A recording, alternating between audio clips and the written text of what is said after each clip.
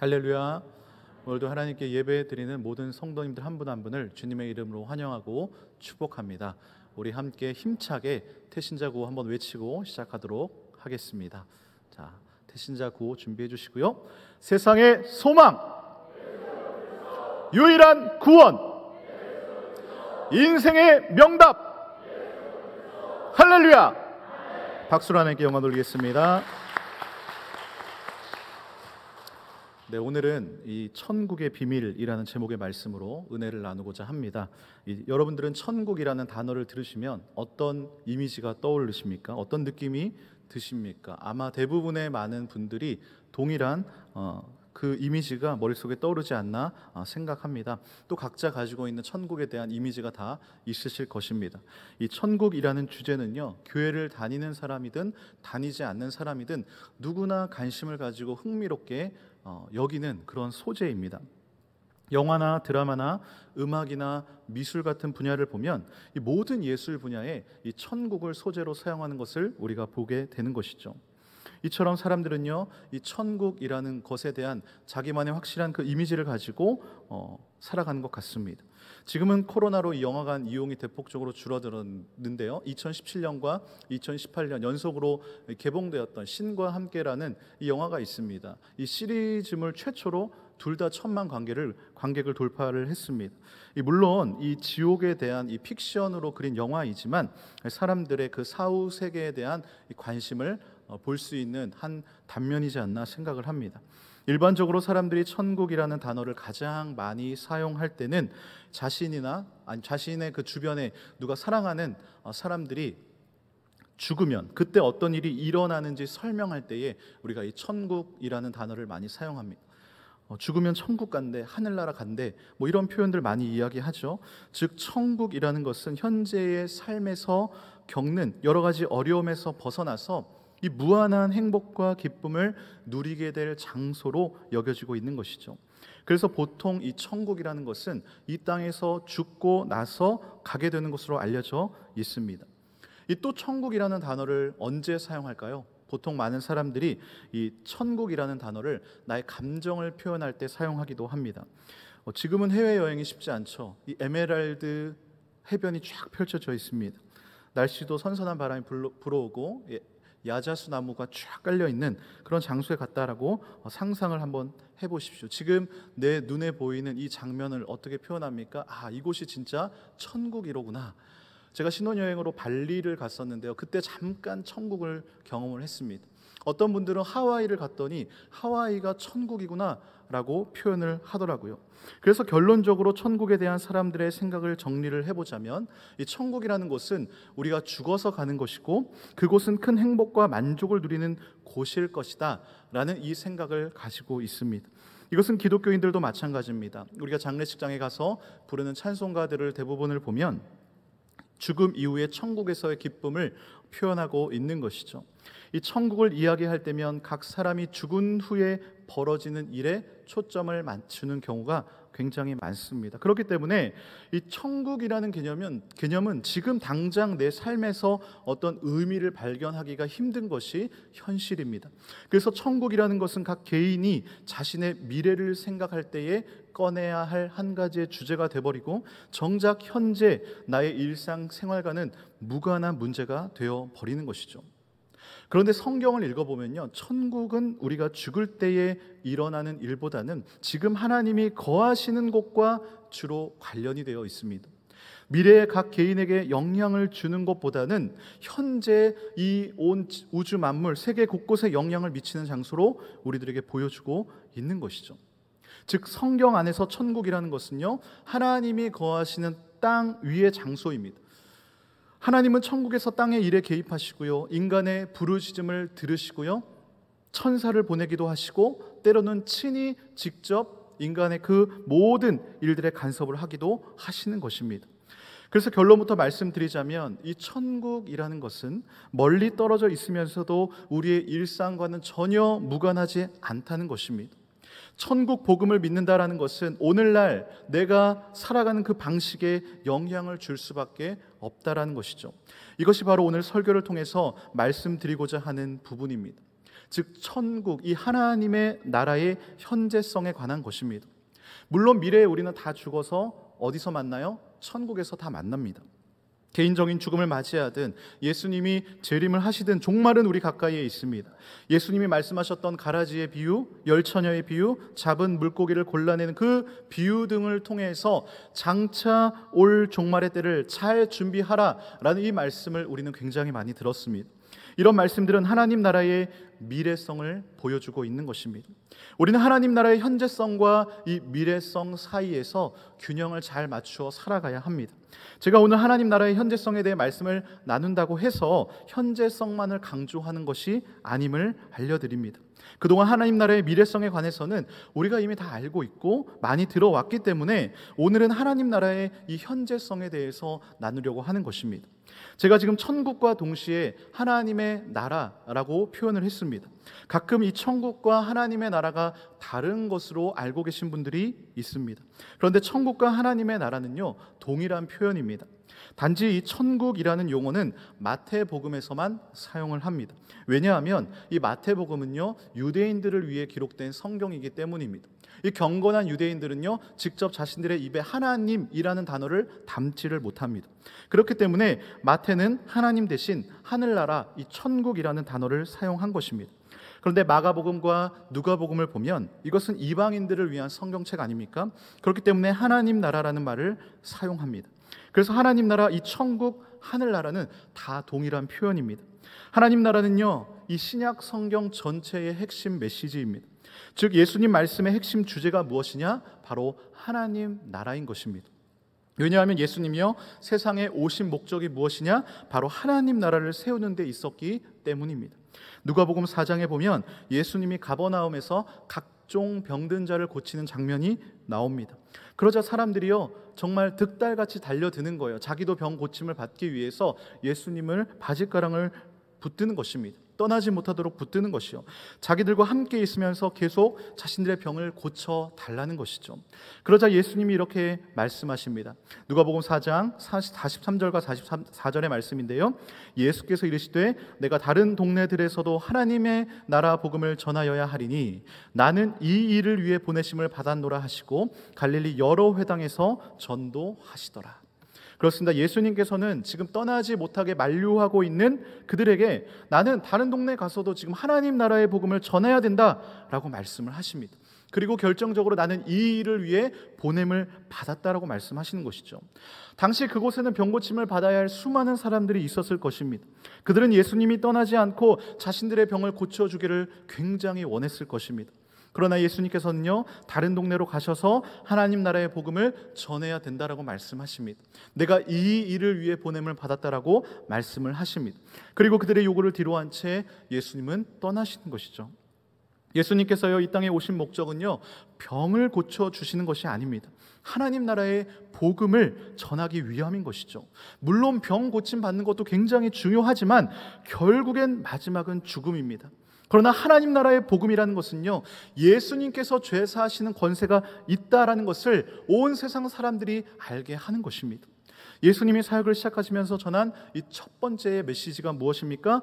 회개하라, 천국이 가까이 왔느니라입니다. 마가복음 1장 15절은 이렇게 기록하고 있는데요, 이르시되 때가 찼고 하나님의 나라가 가까이 왔으니 회개하고 복음을 믿으라 하시더라.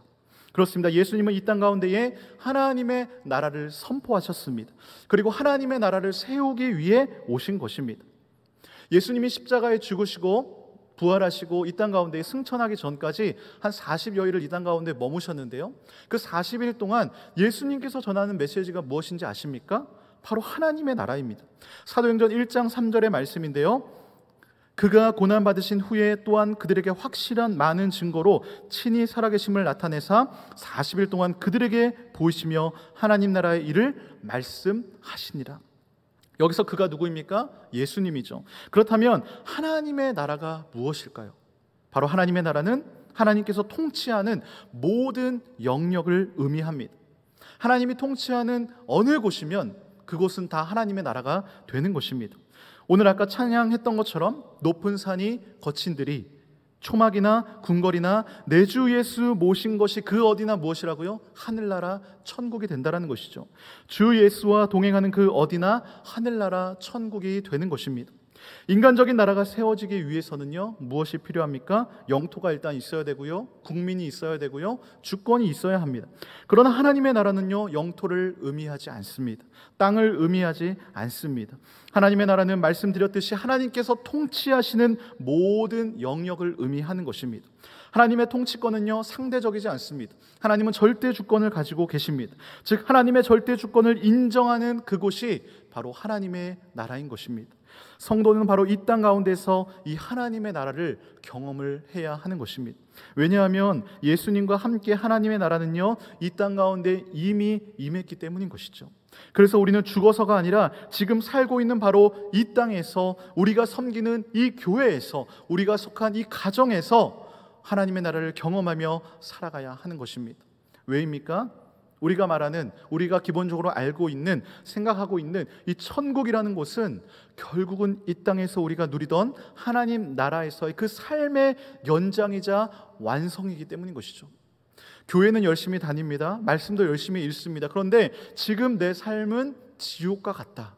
하루하루 사는 게 지옥이다. 물론 지금 당장 내일 먹을 끼니 걱정 때문에 그런 현실 속에서 내가 어떻게 천국을 경험하냐, 어떻게 내가 하나님의 나라를 경험하냐 하실 수도 있습니다. 그런데 주위를 둘러보십시오. 나와 동일한 어려움을 겪고 있는 사람들이 있습니다. 그런데 그들도 경제적으로 어렵고 건강이 무너지고 세상에서 겪을 수 있는 온갖 수모와 어려움을 다 겪고 있습니다. 그래서 나와 같은 지옥의 삶을 살 것 같은데 전혀 반대로 이런 상황 속에서도 어떤 분은요, 천국을 살아가고 계십니다. 그 차이가 무엇일까요? 돈이 많고 적음의 문제가 아닙니다. 그것은 하나님의 그 거룩한 임재 안에서 온전한 안식을 누리고 있느냐 없느냐의 차이인 것이죠. 천국이 될 수 있는 것은 바로 이 하나님의 그 통치하심, 하나님의 임재가 있기 때문인 것입니다. 반대로 하나님의 그 통치와 임재하심이 없는 곳이라면 아무리 좋은 곳이라고 해도 그곳은 지옥이 될 수밖에 없는 것입니다. 요즘 아파트를 생각하면 머리가 지끈지끈 아프신 분들이 굉장히 많을 거라고 생각을 합니다. 아파트 가격이 하늘 높은 줄 모르고 속고 있기 때문인 것이죠. 그럼에도 많은 분들이 아파트 입성을 위해서 물불 가리지 않고 여러 방법을 동원하고 있습니다. 이 영끌이라든지 비투라는 단어는 정말 이 시대를 드러내는 슬픈 자화상인 것 같습니다. 그런데 왜 이렇게 아파트에 들어가려고 하는지 요즘 이 뉴스들을 보면 어느 정도 이해는 갑니다. 점점 아파트 단지들이요, 고급화가 되어 갑니다.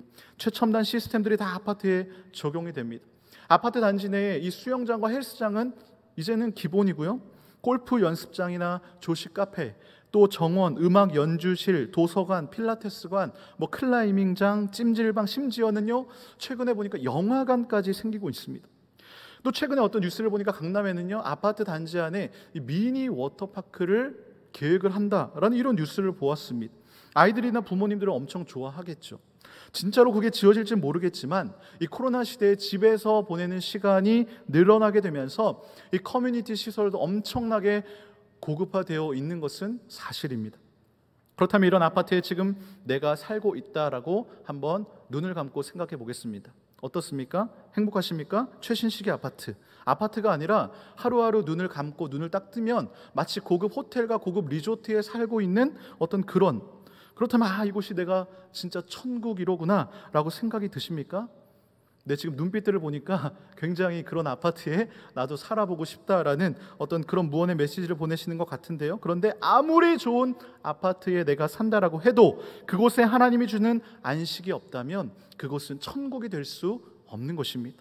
지금 내가 처한 형편은 상관없습니다. 극단적으로 내가 지금 감옥에 있다라고 할지라도 그곳에서 하나님이 주시는 그 평안과 안식과 하나님께 통치를 받는 곳이라면 그곳이 하나님의 나라인 것입니다. 오늘 본문을 보시면 바리새인들이 예수님께 묻습니다. 하나님의 나라가 어느 때에 임하나이까? 이 하나님의 나라가 언제 오느냐는요, 바리새인들뿐만이 아니라 당시 유대인들의 최대의 관심사였습니다. 구약 곳곳에서 다가올 하나님의 나라에 대해서 예언했기 때문에 그들은 하나님의 나라가 올 것을 알고는 있었습니다. 더욱이 누가복음 10장에 보면 예수님께서 하나님의 나라가 가까이 왔다라고 말씀을 하셨기 때문에 바리새인들의 입장에서는요, 이 하나님의 나라가 과연 언제 올 것인가 굉장히 궁금할 수 있는 요소인 것이죠. 그들의 마음속에는요, 하나님의 나라가 오면 자신들의 현실적인 모든 문제가 다 해결받을 것이라는 기대와 열망을 가지고 있었습니다. 그래서 하나님의 나라를 더욱더 그렇게 고대하고 고대했던 것이죠. 그런데 이런 기대에 아랑곳하지 않고 예수님이 대답을 하십니다. 하나님의 나라는 볼 수 있게 임하는 것이 아니다. 또 여기 있다 저기 있다고도 못하리니 하나님의 나라는 너희 안에 있느니라. 그래서 예루살렘에 정말 이 우문현답이라고 할까요? 정말 바리새인들은 그 당시에 이게 도대체 무슨 소린가? 그들의 입장에선 이해하지 못할 말을 지금 하고 계신 것이죠. 당시 유대인들이 기대했던 그 하나님의 나라는 눈에 보이는 정치적인 나라였습니다. 군사적인 나라였습니다. 예수님의 제자들마저 이런 기대감을 가지고 있었던 것 아닙니까? 그래서 예루살렘에 올라가는 길에 누가 큰지를 놓고 싸웠던 것입니다. 그 나라에서 한 자리 차지하기 위해서 싸웠던 것이죠. 예수님이 부활하고 승천하실 때까지도 이들이 정신을 못 차립니다.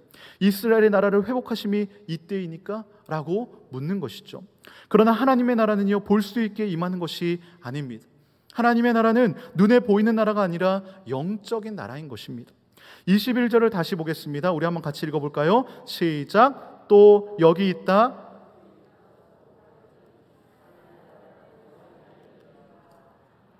믿으십니까? 하나님의 나라는요, 지리적인 영역을 가지는 왕국으로 임하는 것이 아닙니다.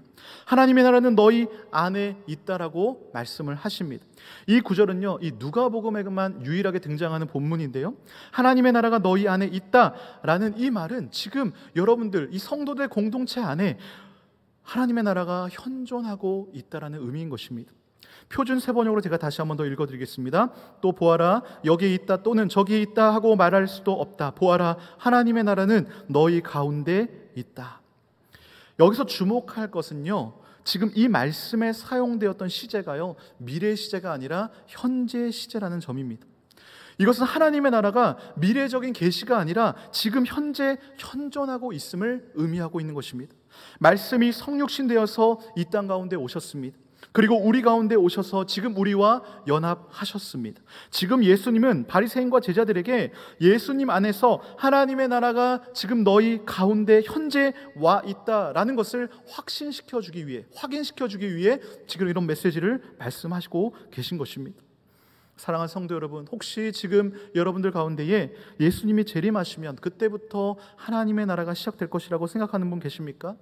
지금 내가 이 고통 가운데 있는데 이 고통은 예수님이 재림하시거나 내가 죽어서 천국에 가면 다 해결될 거야 라고 생각하시는 분 계십니까? 물론 맞는 말이죠. 맞습니다. 그런데요, 천국은 아픔과 슬픔이 없는 곳이 맞습니다. 그런데 하나님의 나라는요, 예수님이 이 땅에 오심으로 이미 시작이 되었습니다. 그렇다면 우리가 지금 하나님의 나라를 경험해야 되지 않겠습니까? 천국 복음의 그 기쁨을 내가 지금 누려야 하지 않겠습니까? 물론 완전하지는 않습니다. 예행 연습일 수도 있습니다. 완전한 천국은 예수님의 재림 때에 이루어질 것입니다. 우리는 예수님의 이 초림과 재림 사이에 살아가고 있습니다. 그래서 우리는 날마다 기도하는 것이죠. 하늘에 계신 우리 아버지여, 이름이 거룩히 여김을 받으시오며 나라의 임하옵시며 뜻이 하늘에서 이룬 것 같이 땅에서도 이루어지이다. 여기서 나라가 임하옵시며 라고, 하나님의 나라가 임하여 달라고 우리가 날마다 주기도문을 하는 것 아닙니까? 우리가 날마다 드리는 이 주기도문의 나라가 실제로 내 마음에서부터 임해야 하는 것입니다. 고등학교 시절 이 부모님과 떨어져서 이 한 평, 진짜 딱 한 평짜리 되는 이 고시원에서 지낼 때요, 저는 진짜 빨리 예수님이 오시기만을 기다렸습니다. 그래도 나름 목사 아들이었기 때문에 예수님이 오시면 이제 모든 것이 끝난다 정도는 알고 있었거든요. 예수님이 오시면 천국 간다라는 정도는 알고 있었습니다. 지금 이 지독한 어려움에서 벗어나고 그 싶은 마음에 그냥 빨리 천국 갔으면 좋겠다라는 이런 상상을 해보기도 했습니다. 그런데요, 성경을 읽고 신학교를 가고 하나님 나라에 대해서, 천국에 대해서 알게 된 이후로는 제가 잘못 생각했구나라는 사실을 깨달았습니다. 로마서 6장 22절은 우리들에게 이렇게 말씀합니다. 우리 한번 같이 읽어볼까요? 시작. 그러나 이제는 죄로부터 해방되고 하나님께 종이 되어 거룩함에 이르는 열매를 맺었으니 그 마지막은 영생이니라. 아멘. 그 마지막은 영생이라라고 말씀합니다. 우리의 인생의 결론은 무엇입니까? 영생입니다. 하나님께서 주신 그 구원이라는 놀라운 선물, 이 구원받은 자의 결론은 결국은 영생이라는 것입니다. 영생이 무엇입니까? 영원한 생명이죠. 영원한 생명이신 예수님의 거룩하고 영원한 그 즐거움과 기쁨의 삶에 참여하는 것입니다. 우리는요, 예수님을 믿고 옛사람이 그리스도와 함께 죽고 우리는 새 사람으로 다시 태어났습니다.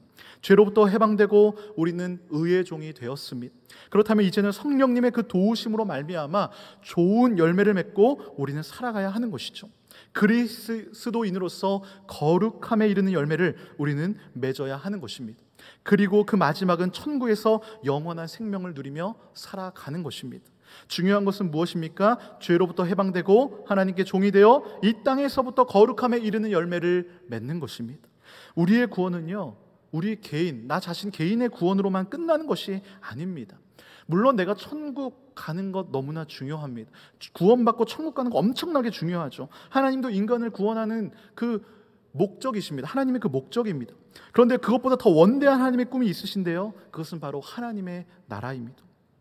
처음 인간인 아담의 타락 이후에 하나님의 관심사는 무엇이냐? 바로 잃어버린 하나님의 나라를 어떻게 회복할 것인가? 이것이 바로 하나님의 관심사였습니다. 인간의 죄로 망가진 이 세상을 회복시키고 다시 하나님의 그 통치하는 나라를 이루시는 일이 바로 하나님의 뜻인 것이죠. 그래서 예수님께서는 계속해서 제자들에게 이 하나님의 나라를 가르쳐 주신 것입니다. 그리고 예수님께서 십자가에 죽으시고 말씀하신 대로 부활하시고 승천하시고 바로 성령을 우리에게 보내주셨습니다. 예수님께서는요, 성령이 임하면 권능을 받고 예루살렘과 유다와 사마리아와 땅 끝까지 내 증인이 되리라 라고 말씀을 하셨습니다. 이 말씀이 바로 사도행전의 핵심 구절 아닙니까? 예수님의 하나님 나라 운동의 확장을 우리들에게 보여주고 있는 것이죠.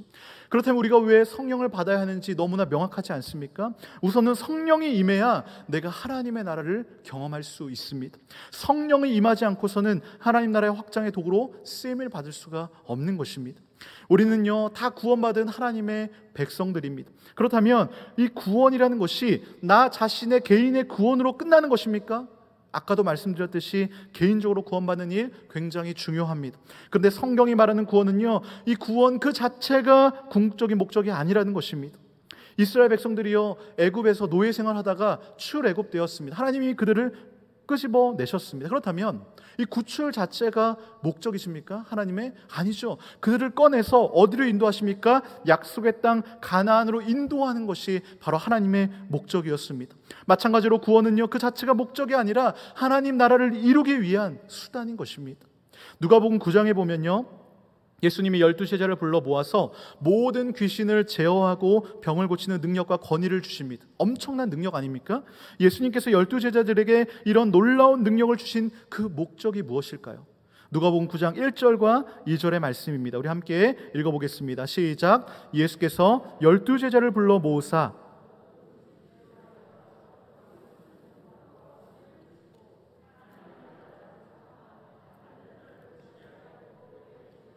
아멘. 그렇습니다. 하나님 나라를 전파하며 병든 자를 고치게 하려 하심이었습니다. 이를 위해서 예수님께서는 12제자를 불러 모으시고 각자의 삶에서 막 업으로 있다가 각자의 직업을 다 가지고 있다가 예수님이 이들을 불러 모으신 것입니다. 이 12제자는요, 우연히 예수님의 하나님 나라의 사역에 참여한 것이 아닙니다. 예수님께서 원하셨기 때문에 그들은 예수님의 그 사역에 참여하는 놀라운 은혜를 경험하게 된 것이죠. 예수님께서 12제자들에게 이 귀신을 제어하며 병을 고치는 능력과 권세를 주셨다라고 말을 하는데, 이것은요, 예수님께서 세례 요한에게 세례를 받으실 때에 받았던 그 성령을 제자들에게 주셨다라는 표현입니다. 예수님이 세례 받으실 때 어떤 현상이 일어났습니까? 하늘이 열리고 성령이 비둘기같이 그 위에 강림하셨습니다. 이 성령을 지금 12제자들에게도 주신 것입니다. 그리고 저와 여러분들에게도 동일하게 주신 것입니다.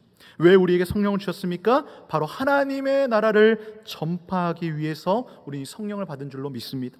누가복음 9장에 이어서 10장에 보면요, 예수님이 12 제자보다 더 넘어서 따로 70명의 제자들을 세우시는 모습을 보게 됩니다. 이 12명의 제자의 사명에서 이 사역이 70명으로 확장되는 모습을 보게 되는 것이죠. 그렇다면 이 70명의 제자들이 해야 될 일은 또 무엇일까요?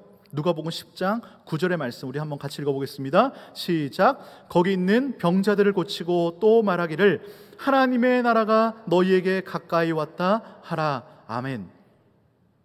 데자뷰 같지 않습니까? 9장과 10장. 그렇습니다. 12 제자들이나 파송받은 70명의 제자들이 전해야 될 그 복음은 예수님이 선포하신 그 복음과 동일한 복음인 것이죠. 바로 하나님 나라입니다. 우리도 마찬가지입니다. 하나님의 택하심과 부르심으로 구원의 놀라운 은혜를 받았습니다. 하나님 나라의 증인으로 부름을 받았습니다. 그렇다면 내가 지금 머무르고 있는 그 삶의 자리에서 우리는 하나님 나라의 확장을 위해서 하나님 말씀에 순종하는 삶을 살아야 되지 않겠습니까? 우리는 하나님 나라의 복음을 전해야 하는 것입니다. 그렇다면 계속적으로 반복적으로 말씀드렸듯이 내 마음에서부터 먼저 하나님의 나라를 이루어야 합니다. 내가 먼저 하나님 나라의 그 통치를 받아야 하는 것입니다. 사랑하는 성도 여러분, 지금 여러분들의 마음에서, 여러분들의 가정에서, 여러분들의 삶의 자리에서 이 천국을 경험하고 계십니까? 작년 1월부터 시작되었던 이 코로나가 1년 9개월째 지속되고 있습니다. 한 신문 기사를 보았는데요, 기사 타이틀이 이렇습니다. 코로나로 죽는 사람보다 코로나 생활고 사망자 더 많아. 어떤 내용인지는 말 안 해도 다 아시겠죠? 장기화된 코로나로 인해서 대량 실업과 사회적 고립과 이 불안감이 야기되면서 이 사람들의 정신적인 건강뿐만이 아니라 실제로 경제적으로도 생활고를 겪고 있는 분들이 많다라는 것이죠. 이런 이야기를 보고 들을 때마다 이런 생각이 듭니다. 진짜 하나님의 나라가 이 땅 가운데 임한 것인가? 이런 상황 앞에서 과연 천국을 누리세요, 천국의 기쁨을 맛보세요라는 말을 할 수 있는가? 너무나 안타깝고 너무나 마음이 한없이 어려워지게 되는 것이죠. 그런데 데살로니가 후서 1장 5절을 보니까 이런 말씀이 있더라고요. 우리 한번 같이 읽어보겠습니다. 시작. 이는 하나님의 공의로운 심판의 표요 너희로 하여금 하나님의 나라에 합당한 자로 여김을 받게 하려 함이니 그 나라를 위하여 너희가 또한 고난을 받느니라. 아멘. 여기서 이는 이라는 말은 읽지는 않았지만 앞에 4절에서 너희가 견디고 있는 모든 박해와 환난을 말합니다. 즉 너희가 견디고 있는 지금 모든 박해와 환난은 하나님의 공의로운 심판의 표이자 너희로 하여금 하나님 나라에 합당한 자로 여김을 받게 하려 함이다 라는 것이죠. 지금 하나님께서 이런 상황을 몰라서 가만히 두는 것이 아닙니다. 성도의 핍박과 환난이 오히려 이 세상이 심판을 받을 표라는 것입니다. 하나님은 글쎄 고난을 통해서 세상을 구원하셨습니다. 그렇기 때문에 성도란 환난과 핍박을 통해서 하나님 나라에 합당한 자라는 것을 얻게 되는 것입니다. 주님께서 먼저 그 고난의 길을 가지 않았습니까? 내가 뭔가 잘못해서 받는 고난이 아니라 그 나라를 위한 고난이 있다라는 것입니다. 하나님 나라에 대해서 너무나 잘 보여주고 있는 이 찬양이 하나 있는데요, 아마 들어보신 분들도 있으실 것입니다. 그가 다스리는 그의 나라에서라는 이 마커스 찬양팀의 찬양인데, 이 찬양은 특이하게 도입부에 어린 아이들이 먼저 찬양을 부릅니다. 이 가사를 잘 보시면 가사가 질문의 형식으로 되어 있습니다. 제가 읽어드리겠습니다. 하나님 나라는 어떤 곳일까? 아픔과 슬픔이 없는 나라인가요? 하지만 이곳은 그렇지 않은 걸 하나님 나라에 살고 싶어요. 아이들이 묻는 거예요. 하나님, 어른들에게 묻는 거죠. 하나님 나라는 어떤 곳인가요? 아픔과 슬픔이 없는 나라인가요? 하지만 지금 내가 살고 있는 곳은 그렇지 않네요. 아픔과 슬픔이 이 땅 가운데 있다는 것이죠. 그래서 하나님 나라에 살고 싶다고 노래하고 있는 것입니다. 아마 많은 사람들이 이런 질문을 동일하게 하고 있지 않나 생각합니다. 아까 말씀드렸듯이 저도 고등학교 때 그런 질문을 동일하게 던졌습니다. 현실이 너무 힘들고 하루하루 삶이 고달파서 어떻게 살아가야 할지를 모르겠습니다. 그래서 그냥 아픔과 슬픔이 없는 저 천국에 가서 살고 싶은 마음 한 번쯤 다 가져보지 않으셨습니까? 여기에 대한 대답의 형식으로 이제 어른들이 찬양을 하는데요, 가사를 잘 들어보시기 바랍니다. 하나님 나라는 이곳이란다. 여전히 아프고 슬픈 일이 있지만 행복과 기쁨이 여전히 있는 걸, 우리가 하늘과 땅의 통로야. 그렇습니다. 하나님 나라는요, 이곳이래요. 이 대답이 절망적이십니까? 이게 말이 됩니까? 이곳이 어떻게 하나님 나라가 될 수 있는 것입니까? 그러나 하나님 나라는요, 이곳에서 시작됩니다. 우리 주님이 오심으로 하나님 나라는 시작이 되었습니다. 여전히 아프고 슬픈 일이 있지만 그것이 이 땅에서의 삶의 모습이자 이 땅에서의 특징인 것이죠. 왜냐하면 아직 완성된 하나님의 나라가 아니기 때문인 것이죠. 하지만 하나님은요, 이곳에서 우리에게 천국의 행복과 기쁨을 누리도록 하셨습니다. 하나님 나라를 경험한 사람은요, 세상과는 다른 행복이 있습니다. 그리고 그것을 경험한 우리는 하나님 나라를 이 땅 가운데 전하는 통로의 역할을 하는 것입니다. 이어지는 가사가 또 이렇습니다. 이 땅에서 하늘 뜻을 품고 사는 자들, 믿음으로 하늘 뜻을 보여주는 자들, 보내어진 자리에서 동참하는 자들, 믿음으로 주님 보길 소망하는 자들, 바로 이런 자들이 저와 여러분들인 줄로 믿습니다.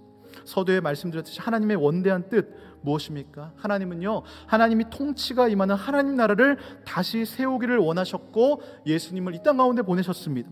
예수님은 그 비전을요, 제자들에게 공유하셨고 바로 저와 여러분을 부르셔서 이 놀라운 비전, 원대한 꿈에 우리를 동참시키셨습니다. 우리는요, 믿음으로 하늘 뜻을 보여주는 사람들입니다. 우리는요, 사명을 가지고 각자의 삶의 자리에서 보냄을 받은 자들입니다. 그리고 보내어진 자리에서 하나님 나라 비전에 동참할 수가 있는 것입니다. 그리고 다음 가사를 보겠습니다. 하나님이 세상을 지으사 회복하고 통치하시네. 주님이 이곳에 나타나는 날 세상과 우리는 완전하게 변할 거야. 하나님이 지으신 이 세상은요, 죄로 완전히 망가져 버렸습니다. 하나님을 왕으로 모시고 살아야 하는데, 왕으로 모시고 하나님의 그 통치를 받고 살아가야 하는데 완전히 무너졌습니다. 깨졌습니다. 그러나 하나님은요, 다시 회복하실 것이고 다시 통치하실 것입니다. 주님의 재림의 날 하나님의 나라는요, 완성이 됩니다. 그날까지 하나님을 의지하며 하나님의 나라를 산 사람은요, 이제는 영생, 영원한 생명, 그 하나님의 나라에 거하게 될 것입니다. 그때 세상과 우리는 완전한 모습으로 변하게 될 것입니다. 죽은 자나 산 자나 모두 하나님 앞에 서게 될 것입니다. 이것이 바로 성경이 우리들에게 말씀하고 있는 것이죠. 그렇기 때문에 우리는 어떻게 살아야 할까요? 이어지는 가사를 보겠습니다. 아름다운 세상을 만들어 너희에게 전해줄 거야. 그것이 우리가 해야 할 사명인 걸. 그가 다스리는 그의 나라에서. 그렇습니다. 우리는요, 믿음으로 세워진 이 하나님의 나라를요, 확장해야 합니다. 우리의 믿음의 다음 세대들에게 믿음의 유산을 물려주어야 합니다. 그것이 우리에게 주어진 마지막 사명인 것이죠. 마지막 가사가 이렇습니다. 우리 한번 같이 읽어볼까요? 시작. 이미 왔으나 아직 오지 않은.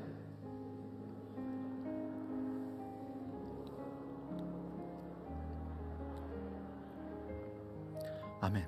이미 왔으나 아직 오지 않은, 지금 여기 임한 그 나라, 이것이 바로 하나님 나라의 특성인 것이죠.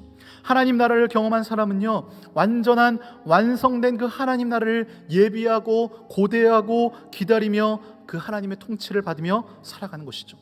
지금 이루어가고 앞으로 이루어갈 평화의 나라, 바로 하나님의 나라인 줄로 믿습니다. 이 찬양이 나온 지요 꽤 됐습니다. 2013년에 나왔는데요, 그때는 이 찬양을 굉장히 많이 들었습니다. 그리고 나서 한참을 잊고 지내다가 이번 설교를 준비하면서 다시 찾아서 이 찬양을 들었는데 몇 번이고 반복해서 듣다 보니까 그냥 알 수 없는 눈물이 나오더라고요. 지금 내가 하루하루 살아가는 삶에 파묻혀서 내가 과연 하나님의 나라를 살아가고 있는가? 내가 하나님 나라를 잊고 살고 있지는 않은가? 내가 천국 백성으로 천국을 경험하며 누리며 살고 있는가? 하나님의 나라가 이미 너희 안에 있다라는 그 말씀 앞에서 다시 제 삶을 되돌아보는 시간이었습니다. 우리의 답은요, 정해져 있습니다. 기독교 신앙은 바로 하나님의 통치를 받는 삶입니다. 이것이 바로 천국의 삶인 것입니다. 천국은요, 하나님이 통치하시는 나라입니다. 그렇기 때문에 하나님의 통치 가운데 살아가는 사람은 행복합니다. 우리는 하나님의 통치를 받을 때 진정으로 행복할 수가 있습니다. 지금 비록 상황이 여의치 않고 어려움 속에 있다라고 할지라도 하나님의 그 통치 가운데 살면 그 가운데 기쁨을 누리게 되는 것입니다. 믿으십니까? 시편 97편 1절은 우리들에게 이렇게 말씀합니다. 우리 같이 읽어볼까요? 시작. 여호와께서 통치하시나니 땅은 즐거워하며 허다한 섬은 기뻐할지어다. 아멘. 바라옵기는 저와 여러분 모두가 하나님의 통치 안에서 즐겁고 기쁜 삶을 살아갈 수 있기를 주님의 이름으로 축복합니다. 오늘 설교 제목이 천국의 비밀인데요, 사실 하나님의 나라는요 비밀입니다. 하나님의 나라는 감추어져 있습니다.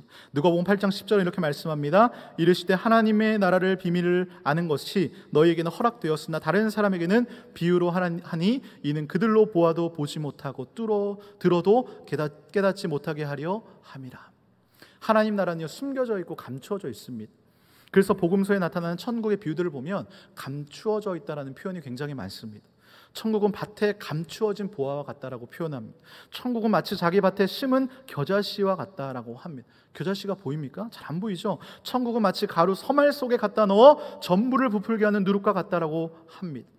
밭에 감추어진 보화, 겨자씨, 누룩 같은 거 겉으로 볼 때는요 보이지 않습니다. 그러나 결국에는요 숨겨지고 감추어진 이 하나님의 나라가 반드시 드러나게 됩니다. 어떻게 드러날까요? 바로 예수님이 전하신 그 하늘나라의 복음으로 드러나게 되는 것입니다. 우리가 사람들에게 평소 이 사람이 어둠을 좋아했냐 빛을 좋아했냐 하나님 나라의 복음을 탁 전해보면 바로 드러나게 되는 것입니다. 지금 예배드리는 모든 분들은 바로 이 하나님 나라의 비밀을 아는 자들인 줄로 믿습니다. 마지막으로 골로새서 3장 4절의 말씀 우리 한번 함께 읽겠습니다. 시작. 우리 생명이신 그리스도께서 나타나실 그때에 너희도 그와 함께 영광 중에 나타나리라. 아멘. 이미 왔으나 아직 오지 않은, 지금 여기 임한 바로 그 나라, 지금 이루어가고 앞으로 이루어갈 바로 하나님 나라의 사명을 맡은 자로서 지금 여러분들께서 서 계신 그곳에서 천국 복음과 그 기쁨, 그 즐거움을 회복하시고 경험하시고, 특별히 또 이번 하반기 태신자 운동을 통해서 이 하나님 나라의 복음을 전하시는 모든 성도님들 되시기를 주님의 이름으로 축원합니다. 이 시간 말씀을 기억하면서 함께 통성으로 기도할 텐데요, 하나님 그렇습니다. 이미 우리 가운데 임한 이 하나님의 나라의 기쁨을 누리며 살기를 원합니다. 주님, 내 안에 천국 복음의 기쁨과 소망 다 잃어버렸습니까? 주여 이 시간 회복되기를 원합니다. 그리하여 하나님 나라의 복음을 내 가정과 이웃에 전파하는 삶을 살기를 원한다고 이 시간 주 이름 부르며 함께 통성으로 기도합니다. 주여, 사랑의 하나님 감사합니다. 지금 임한 그 하나님의 나라가 너희 안에 너희 가운데 있다라고 말씀하신 그 말씀이 주님 아버지 진리인 줄로 믿습니다. 주님, 내가 먼저 서 있는 그 자리에서, 내 삶의 자리에서 천국 복음의 기쁨을 누리기를 원합니다. 주님, 지금 내 상황이 어떠한 상황, 정말 너무나 비참한 상황 가운데 처해 있을지라도 하나님의 통치가 임하시면 그곳이 바로 하나님의 나라인 줄로 믿습니다. 주님, 하나님의 통치가 임한 그 영역이 하나님의 나라인 줄로 믿습니다. 주님, 내 삶의 자리에서 그 어떤 상황과 형편에 처해 있을지라도, 비록 주님 내 상황과 형편이 남들 보기에 지옥과 같을지라도 내 마음과는 천국의 기쁨을 누리게 하여 주시옵소서. 주여 은혜 내려 주시옵소서. 주님 아버지, 내가 죽어서 갈 그 천국이 아니라 지금 내가 이 땅 가운데 하나님의 나라를 경험하기를 원합니다. 하나님의 나라를 아버지 전파하는 삶을 살기를 원합니다. 주님, 하나님 나라의 그 복음을 예수 그리스도의 그 제자들과 같이 그 사명에 동참받는 자로서 복음을 전파하기를 원하오니 주여 은혜 내려 주시옵소서. 주여 역사하여 주시고 주여 나의 삶을 회복시켜 주시옵소서. 하나님 아버지, 하나님의 놀라운 구원의 은혜 앞에 우리가 찬양과 경배를 올려드립니다.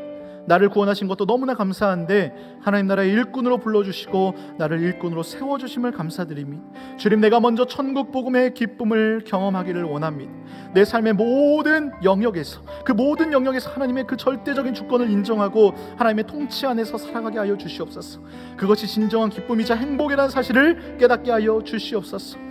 장기화된 이 코로나 팬데믹으로 여기저기서 고통받고 신음하는 성도들의 소리를 들으시고 주여 역사하여 주시옵소서. 이 땅에서의 삶은 여전히 아픔과 슬픔이 있지만 이 모든 것이 하나님 나라의 합당한 자로 여김받기 위한 과정인 줄로 믿습니다.